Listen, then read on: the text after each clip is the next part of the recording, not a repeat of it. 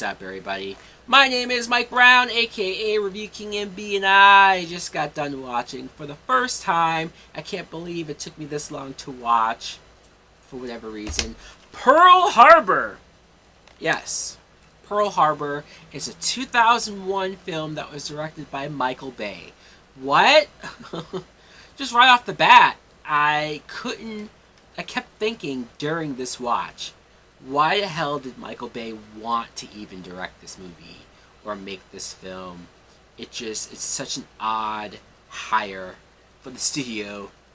The plot is obviously it's about Pearl Harbor. It's about the war that went into that. We follow these three essentially main characters with Ben Affleck and Josh Hartnett. They grew up as best friends, but now they're in the military. You see Ben Affleck develop a romantic relationship with Kate Beckinsale. She's the nurse, and long story short, Ben Affleck goes off. They think he gets killed in action.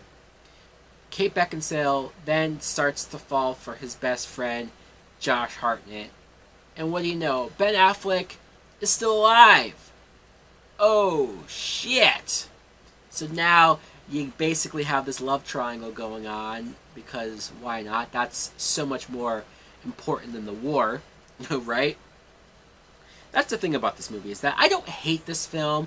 I wasn't sitting there saying, oh man, this is awful, this is brutal, this is the worst steaming, stinking pile of shit ever.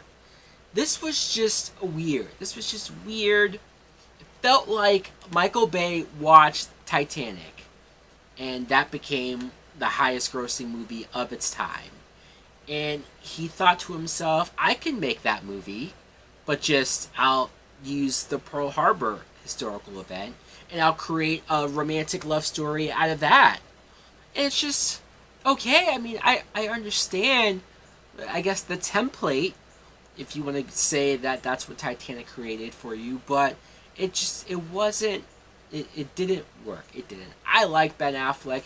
I do. He plays Rafe, this character. I actually felt for Ben Affleck the whole entire time, not just because of him wanting to serve his country, even though he maybe couldn't read the best. Him feeling like he was destined to be a pilot, and that being so important to him. And even when he looks like he's down and out, looks like he got killed, but then you see that he survived, all he's thinking about is Kate Beckinsale. All he's thinking about to get back, and the reason for him to live, is getting back to this woman, only to find out that not only does she's not as sure if she's still in love with you, but she's now with your best friend. I mean, I get that they thought he was dead. I get that they both felt alone and sad, and the two of them, because they were close to him, I guess it just brought them together. I understand it on a certain level, but I still think it's the ultimate betrayal. I still think Josh Hartnett's character, Danny, is an asshole. He is. You don't do that to a bro. You don't do that to a friend, even if he's dead. Almost especially if he's dead. The bro code is usually for like, hey, if I date somebody and we break up, you're not allowed to date her. You know, your best friend or your brother or whoever the hell this would apply to. And I think it's even more messed up if he dies, because they didn't even break up in a way where, oh, it didn't work out, they weren't compatible. Like, no, they would have still been together. They would have been madly in love and had kids and whatever you want to say. But no, this event ripped him away from her, essentially. And it just felt like it was being taken advantage of. Now, maybe I'm too sensitive on this. Maybe I'm just angry at the fact that, oh man, Ben Affleck got screwed. Rafe got screwed. But it made me not even like Kate Beckinsale's character, Evelyn, as much as I wanted to, or as much as I initially did early on. And so when you have a movie where the crux of it is this romantic plot, when that's the majority of the screen time in the story, when that's the most that you're seeing, and you don't like most of the characters in that, it makes it a little of a slog to get through. It makes it a little annoying, and you don't find yourself as torn as I think I'm supposed to.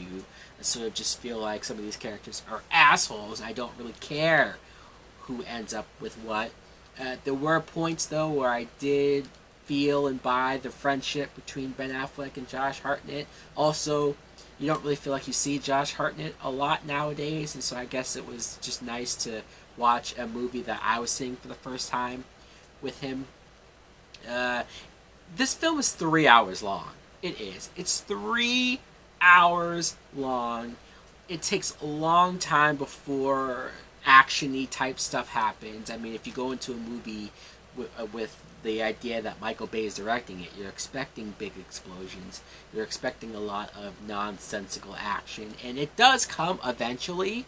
And there's like 2 chunks of sections where there's action and it goes on for a while. And it's cool. The effects hold up for the most part. Most of it's practical because it is 2001. They weren't overly using CGI just yet. So a lot of that I enjoyed. It was sort of awkward and uncomfortable to see all the main characters call the enemy Japs. I know it's in the 40s this takes place in, and I know that that's going to be the norm for then. Hell, even when this movie came out 20 so years ago, that was still probably just as normal. But I'm not saying I'm going to try to do a whole cancel thing. No, I don't. It's not that big of a deal. It was a little weird. Some of the other actors who are in this movie, it does have a good cast. I will give it that. Alec Baldwin plays one of their lieutenants. Dan Aykroyd, just because, why not, is in this film. Michael Shannon, who is young in this movie and wasn't nearly as well known as he is now, but it was nice for me to see him in the film. And also Cuba Gooding Jr., who plays an actual real life character. He doesn't have a whole lot of a role, though. Seems like he's just like, oh, he's a black guy that gets taken on to their base, and he's, I think, the cook for the most part. He gets one moment of doing some action and some shooting, but other than that, it just felt like, oh, why is he here? Like, why Cuba Gooding Jr. just did this role? It just felt a little weird in that sense. John Boyd plays the president, Franklin D. Roosevelt, and I guess he's fine in the role. He only has a couple of scenes. It took me a second to even realize it was John Boyd because of the makeup and the prosthetics, the fake chin that he has plastered onto his face, and it looks really awkward. It looks really weird, almost Halloween-like makeup-y, and I just don't like John Boyd. Something about things that I've heard that he said, or with his personal life. I see him in movies now, and I'm thrown off. I can't really get into him being in movies anymore. But yeah, overall though, look, the movie is far too long. I did feel like this is the DVD, the special edition, anniversary edition, whatever you want to call it. But because it's a DVD and because it's over 3 hours, the movie stops like nearly over halfway through, and it says, to continue, put in disc 2. I could not tell you how tempted I was to not put in disc 2, only because I was tired, I was exhausted. It felt like so much happened without anything substantial, happening like it should have. But again, I wasn't angry. I thought the ending was a little sad. I came around a little bit more towards the end, even though I was tired as all hell. The movie's fine. I will give it fine at best. But I understand people who don't like it at all, who have major issues with it, who just think that it's trying to be a better film and it just doesn't have the ability to do so, whether it's director-wise or what, writing-wise, script-wise. So guys, let me know in the comments below, what do you think of Pearl Harbor?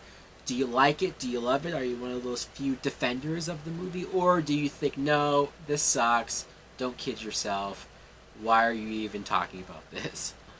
Thanks for watching. Like, comment, subscribe. Later!